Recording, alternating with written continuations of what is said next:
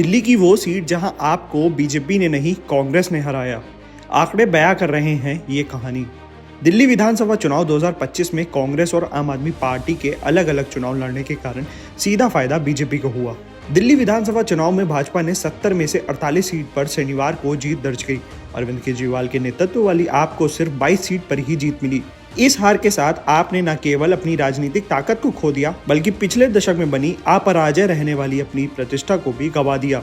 दिल्ली में ही आपका उदय हुआ था, जहां इसने अपनी सफलता की इबारत लिखी थी। केजरीवाल नई दिल्ली सीट से हार गए और मनीष सिसोदिया, सत्येंद्र जैन और सौरभ भारद्वाज जैसे अन्य पार्टी के नेताओं को भी हार का सामना करना पड़ा। मुफ्त बिजली, पानी और शिक्षा सुधार का केंद्रित पार्टी का मॉडल शहर निवासियों के साथ तालमेल बिठाने में स्पष्ट रूप से विफल रहा।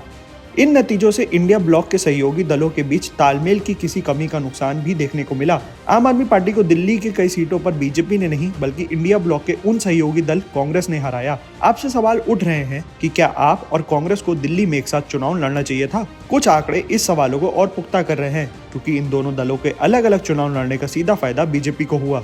आपको कई सीटों पर कुछ हजार वोट से हार का सामना करना पड़ा, जहां कांग्रेस का प्रदर्शन भले ही कमजोर हो, लेकिन कई सीटों पर उसके वोट आपके लिए भारी पड़ गए। खुद अरविंद केजरीवाल भाजपा के प्रवेश वर्मा से महज 4000 वोट के अंतर से हारे।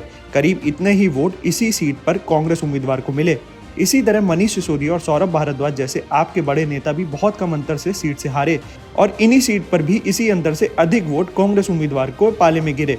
यानी साफ है कि कांग्रेस के गठबंधन न होने पे आपको बहुत बड़ा नुकसान साबित हुआ। इन सीटों पर कांग्रेस ने बिगाड़ा आपका खेल। नई दिल्ली, ग्रेटर कैलाश, जंगपुरा, राजेंद्र नगर, मादीपुर, मालवीय नगर, बादली, छतरपुर, महरौली, नंगलोई जाट, संगम विहार, दीमापुर, त्रिलोकपुरी, ये सभी सीट वो सीट हैं जहाँ पे कांग्रेस और आम आदमी पार्टी को अलग अलग चुनाव लड़ने के कारण सीधा फायदा बीजेपी को हुआ। ऐसी और भी खबरों के लिए बने रहिए हमारे साथ, देखते रहिए India.com।